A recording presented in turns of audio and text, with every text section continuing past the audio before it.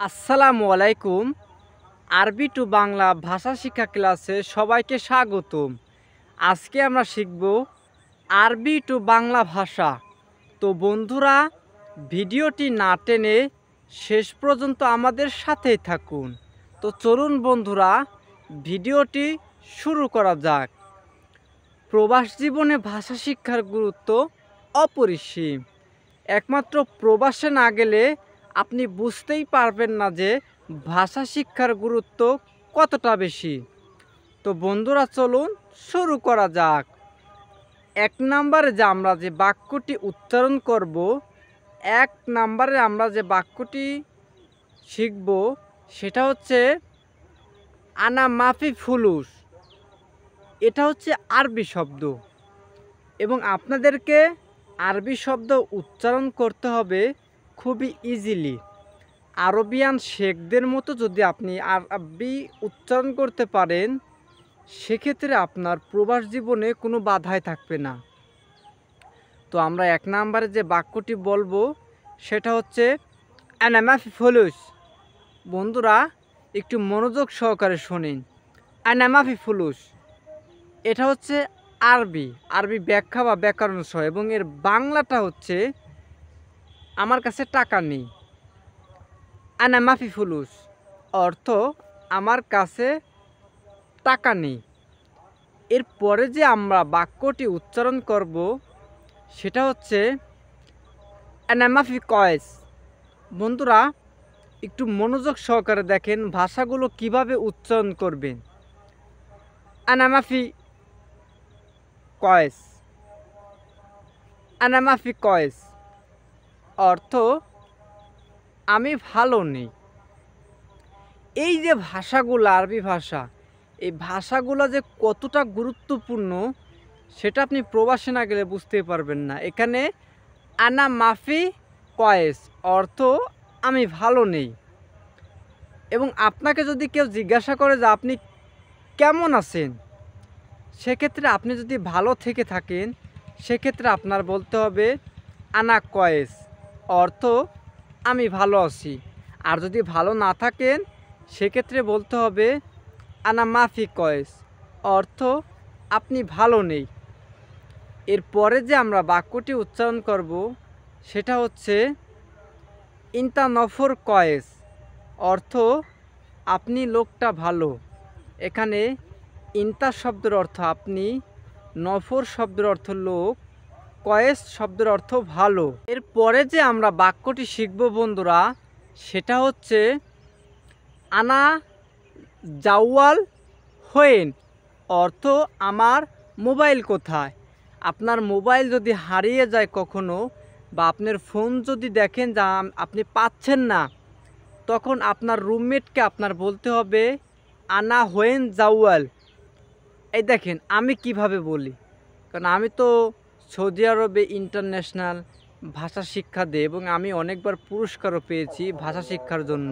পরবর্তীতে আমরা যে বাক্যটি শিখব বন্ধুরা সেটা হচ্ছে আরবি ভাষা একটা গুরুত্বপূর্ণ অংশ, এবং আমরা যদি এই ভাষাগুলো আপনাদের সামনে উপস্থাপন করি, আপনারা যদি মনোযোগ সহকারে দেখেন বা শোনেন, এবং যে ভাষাগুলো আপনাদের সমস্যা হয় বা যে শব্দগুলো আপনারা বুঝতে পারেন না, সেই শব্দগুলো আপনাদের নোটে লিখে রাখা উচিত এবং আমাদের ইনবক্সে মেসেজ করা উচিত। কি আমি ঠিক বলছি না? এরপরে আমরা যে বাক্যটি শিখব সেটা হচ্ছে আনা সগল হেনা। বন্ধুরা, আরবিতে কথা বলতে হলে আরবিয়ান শেখদের মতো আপনার আরবি ভাষা উচ্চারণ করতে হবে। সেক্ষেত্রে আপনি যদি এখানে আনা সগল হিনা এটাকে যদি আপনি মডিফাই বা আরবি হরফ, আরবি ব্যাকরণ সহকারে যদি আপনি উপস্থাপন করেন যে আনা সগল হিনা, বন্ধুরা আরবি ভাষা আপনার শরীরের সাথে মানিয়ে নিয়ে, মুখের সাথে মানিয়ে নিয়ে খুবই কনফিডেন্সের সাথে বলতে হবে আনে সকল হিনা। এর বাংলা শব্দের অর্থ আমার এখানে কাজ আছে। বন্ধুরা, আমার এখানে কাজ আছে। এর পরবর্তীতে আরেকটা বাক্য আমরা শিখব, সেটা হচ্ছে ইন্তা জেদিদ হেনা, অর্থ ইন্তা জেদিদ হেনা, অর্থ আপনি কি এখানে নতুন। ইন্তা জেদিদ হেনা, অর্থ আপনি কি এখানে নতুন। এর পরবর্তীতে আমরা যে শব্দটি শিখব সেটা হচ্ছে আনাবেইত বাংলাদেশু। বন্ধুরা একটু খেয়াল করবেন এখানে কি বলা হয়েছে। আনাবেইত বাংলাদেশু, অর্থ আমার বাড়ি বাংলাদেশে। আপনাকে যদি কেউ জিজ্ঞাসা করে যে আপনার বাড়ি কোথায়, আপনার বাসা যদি বাংলাদেশে হয়ে থাকে সেক্ষেত্রে আপনার বলতে হবে আনাবেইত বাংলাদেশু। আপনার বাসা যদি ইন্ডিয়ায় হয়ে থাকে সেক্ষেত্রে আপনার বলতে হবে আনাবেইত ইন্ডিয়া। আপনার বাসা যদি সৌদি আরবে হয়ে থাকে সেক্ষেত্রে আপনি বলতে পারেন আনাবেইত আরাবিক। এটা বলে তারা বুঝবে। এবং সৌদি আরবে আপনার যে মালিককে কি বলা হয় জানেন? এগুলো যদি আপনি না জানেন তো সৌদি আরবে গিয়ে আপনি কথা বলবেন কিভাবে আর আপনি কাজ করবেন কিভাবে? আরবিয়ান দেশে মালিকদেরকে বলা হয় কফিল।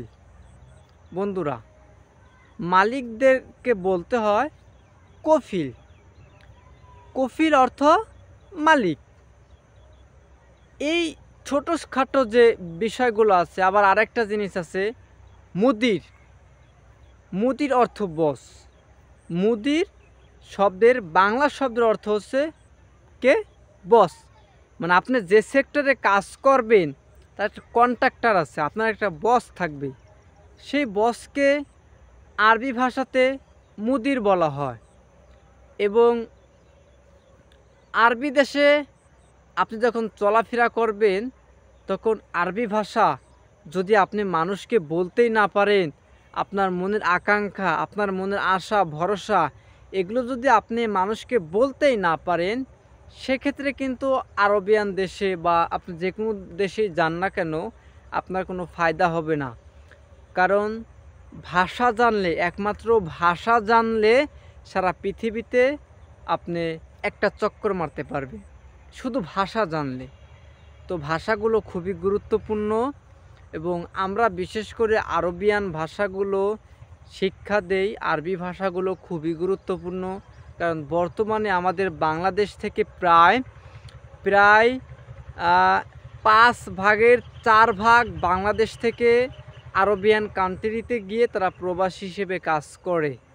এবং এদের মধ্যে যারা ভাষা জানে, বিশেষ করে যারা নিজস্ব যে রাষ্ট্রে যায় ওই সমস্ত রাষ্ট্রের, ওই সমস্ত কান্ট্রির ওরা যদি ভাষাগুলো ম্যানেজ করতে পারে, ওরা ভালো এক একজন ভালো পোস্টে জয়েনিং দেয়।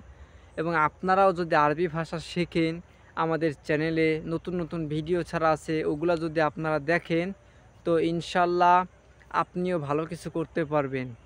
ইনশাল্লাহ আশা রইল। যদি ভিডিওটি ভালো লেগে থাকে আমাদের চ্যানেলটি সাবস্ক্রাইব করে পাশে থাকা বেল আইকন বাটনটি চেপে দিন।